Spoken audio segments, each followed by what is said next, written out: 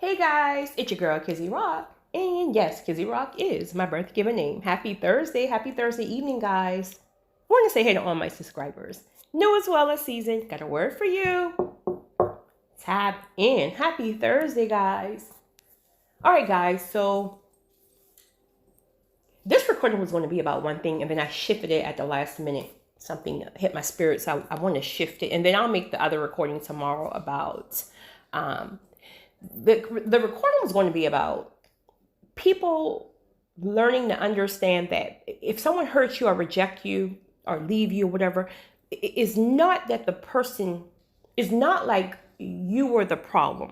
Sometimes an unhealed person have a hard time accepting love, right? Because it can be very, very raw if you're not healed. So if a person rejects you or they leave or abandon you, sometimes you're left with that residue of thinking that you're not enough. And the truth of the matter is, it's not you. It's their own traumas that they're going through, right? So I'm going to talk about that, but I'll talk about that tomorrow, God willing. But tonight I want to talk about the enemy is sending back people, right? He's sending back narcissists. He's sending back people who God had been very clear to you throughout your healing process that this person can no longer be in your life, and whoever that is, right? But all of a sudden, he's sending these people back. And this is why when I made that recording on Thanksgiving, I was saying that get out your feelings about who didn't invite you to Thanksgiving or who's not including you in these holiday festivities, because really that's God blocking certain things, because a lot of the same people who God had you to remove on your healing process, you would encounter these people at certain events. So God is not allowing them to invite you or include you in because that was already cut off. But if you would have went, if you would have gotten the invite, your spirit would have been opened back up to the very spirits that have traumatized you. So God shut it down. Okay, I'm gonna let your little feelings get hurt because they didn't invite you, right? My chosen ones, y'all already know we always left out of stuff, right? Okay. But because so many of us are in destiny, because so many of us are en route to destiny, right? Because some people stated that they're going, but they know they're not there yet. So whatever. The point is, you're on your way there or you're there. At this point of the journey, you're healed, right? Because before God sends you to destiny, you've been through a healing process, right? You've been through a healing process. So you're healed at this point. If you're in destiny, or if you're close to destiny, you're healed. Then all of a sudden now that you're healed, now that you have a peace of mind, now that you're okay with loving people from a distance, now that you're okay with just welcoming your new tribe, now that you're okay with, your new family, which is your new tribe, if you will, or your new friends, which are your spiritual friends, your tribes, right? Your soul tribes. You're good. You finally have a peace of mind. You finally have no residue. You finally have no unforgiveness. It took you a long time to get there, but you're there. You're good. You're just sitting home waiting for God to say, boom, move. Boom, destiny. Now, all of a sudden, the enemy is sending back people from your past, ex-lovers, ex-this. He's sending back people who've traumatized you. He's sending narcissists. He's sending everybody back to you who God required you to move in order for you to be healed. Some of these people only want a conversation. But can we sit down and just have a conversation? Can we have a meeting of the minds? Y'all know that's my word. Can we have a meeting of the minds? Life is too short. What about the children? Well, what about this? What about that? Because, we're all getting older, and which is absolutely true. Which is absolutely true. But did you think about the children? Did you think about family? Did you think about the job? Did you think about the career? Did you think about ministry? Did you think about any of that when you was traumatizing me? So I forgive you, truly, because that was a requirement prior to due season. So I forgive you. But forgiveness does not equate to reconciliation. Just because I forgive you, I no longer want to bust your head to the white meat. Lord, please forgive me, because that was not cute. That just means I no longer hate you. That just means that I no longer hold this resentment.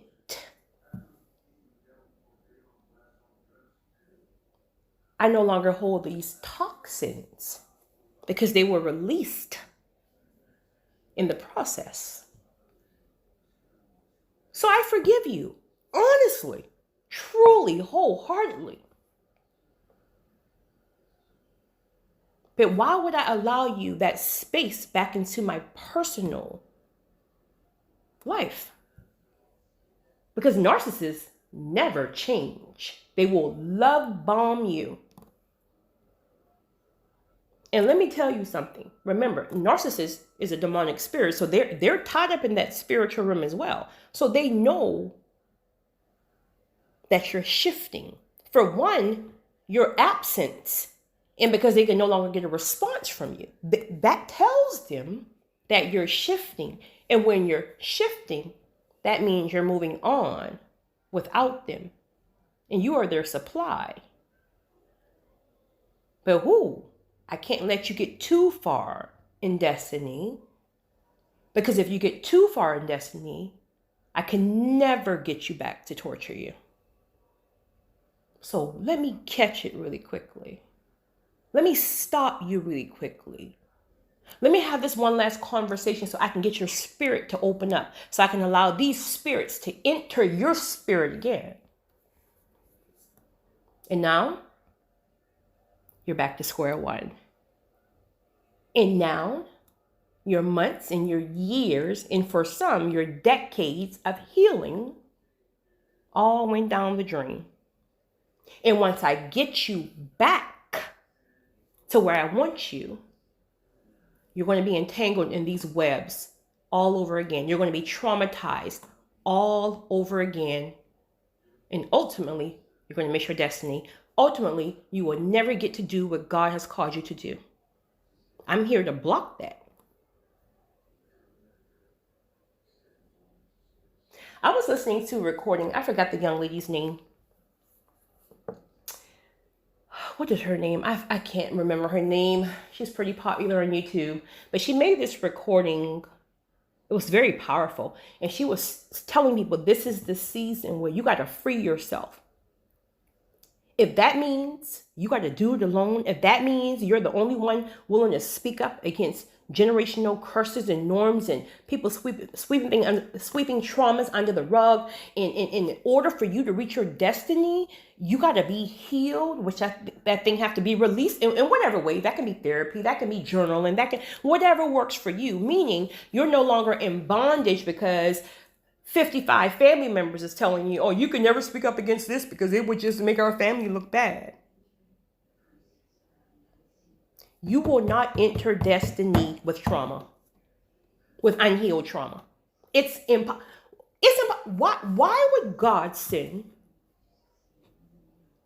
or allow, I should say, anyone to enter destiny and you're unhealed? So the pure blessings that he has for you, the pure relationships, the pure marriages, the pure kingdom partnerships, the pure whatever, he's going to send you there unhealed to traumatize his blessings. Healing is a requirement prior to destiny. So she was just basically saying that this is the season where if you're feeling a nudging in your spirit where God is telling you, listen, you need to free yourself. If that means the entire generation is against you and you're walking this thing out alone, do what you got to do. I think Monique did that. I think the comedian Monique did that at some point. I think her family was against her because she called out an uncle or something or whatever, but she freed herself, right? So whatever that means for you, God will tell you what you need to do, period. God will tell you. When God tells you what you need to do, if that requires you going back to some people and having conversations or whatever, you're going to have people against you. Because remember, you're the chosen one. You're the one, boom, called to break these cycles. You're the one called to break generational curses. So everyone else is still like, no, right? But you're called to it. So ask God how you need to maneuver in order to free yourself. He may relocate you. He may send you a wife or a husband who has a family who is like just like God-fearing people. And these people are all beautiful and everything's so peaceful. And like the family is just like perfect. And you came from like this craziness or whatever. And like, listen, I've healed you in isolation. So now when I send you to whatever I have for you, right? Because these people are healed and pure. These things are healed and pure. Don't you go back to those fools unless they've made a decision to heal. If they're still sweeping things under the rug, if they're still playing mind games, if they're still manipulating you and making it seem like, oh, well, you're the problem and I didn't do anything and you're the stay away from that nonsense. You are going to re-traumatize yourself, constantly going back into trauma. I'm thinking in my spirit right now, one of you guys, I don't want to call your name. You can comment if you want to, but I remember she emailed me. So she's in the middle of her healing process, right? And I was telling her prior that you got to be careful because when you're in the middle of healing, you're really not stable enough to really go back into traumatizing environments that has traumatized you because you're not really stable yet. You got to wait till you really get solid in that thing, right? So she went back to, I don't know, some friends or families or something. I don't know. But she emailed me and she was like, Kizzy, I failed and I feel like a fool and my mind is spinning. Well, your mind is spinning because remember, when it comes down to narcissists, right, which is in her situation, they tie your mind up. They make you think it's about you, right? They may even, to make it look good, they may apologize, right? But they're not going to stand firm on their apology to say, you know what, listen, I apologize. I messed up. I did this to you and I know I've traumatized you. I am sorry. If you forgive me, you forgive me. If you don't, you don't. I'm not going to make any excuses. I'm going to stand on my wrong. Case closed. When they start with all that, well, how would such and such think about this? How would the children feel about this? That's manipulation tactics. You got to stay on topic. We're talking about you and what you did to traumatize this person or that person. Why are we now talking about, why are we getting off the subject and trying to make this person feels bad because, Big Mama's getting old now and she wants to see all her grandchildren and her cousins, everybody get along. Well, was you thinking about Big Mama when you ruined her grands? Stop the foolishness. If you happen to be a narcissist, right? Ask God to forgive you first. See, with the narcissist, you have such a bad history of traumatizing people that your apologies will fall on deaf ears because they've heard it one too many times. When they forgave you, you re-traumatized them again. When they forgave you and thought you were changed, you re-traumatized them another way. When they forgive you that time, you now turn everybody against them. When they forgive you that time, you use your children as bait. When they forgive you this time, you told rumors about them. When they forgive you that, so your apologies have nothing to stand on.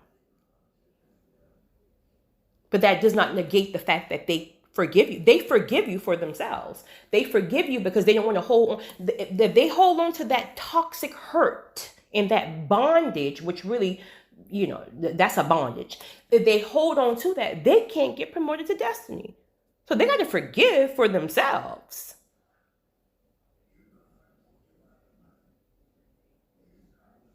Friends, from reading y'all comments, from reading your emails, hundreds, you've came too far. Even if you're in the thick of your process, you may not even be in due season yet. You may still be in the middle somewhere trying to, get there, right? You've come too far to turn back to the very same people who've hurt you over and over and over and over and over and over and over again. Where God is sending you, you're not going to deal with that pettiness because it's not there. You're leaving that behind. But you got to be very careful to those of you who are in the thick of that process, because if you're in the middle of that process, what will happen is for some, because you can't see destiny, right? Like, God is taking you somewhere. You feel in your spirit. It's beautiful. It's big. It's grand, right? But because you can't see it, again, visionaries such as myself, you have it a little more easier because you know what you're pressing towards. But because you can't see destiny and understand what God is doing, it will be more easy for you to turn back than to press forward. Because there are so many delays. There's so many heartbreaks. There's so many emotional issues and healing hurts. So there's so much that you have to deal with within your process that when things get too hard just in healing, it will be more easy for you to turn back and go to the trauma and the drama from which you came versus you pressing towards the mark to destiny. You got to be very careful. Satan is so tricky. I'm telling you, you got to be so planted. And however, if it's the word for you, if it's nature for you, if it's fasting for you, however you discipline yourself, or most importantly, however God convicts you to discipline yourself in this particular season, you got to stay solid. Because I'm realizing if he can't get you through one person, he tries another. If he can't get you through one temptation, he tries another. But the great part about that is that conviction will be so... the temptation to be there, or the thought will be there, or this will be there. But honey, that darn conviction will be so heavy that you can't even ignore it. But you have to make a decision. Am I going to listen to this conviction? And if you're wise, you better...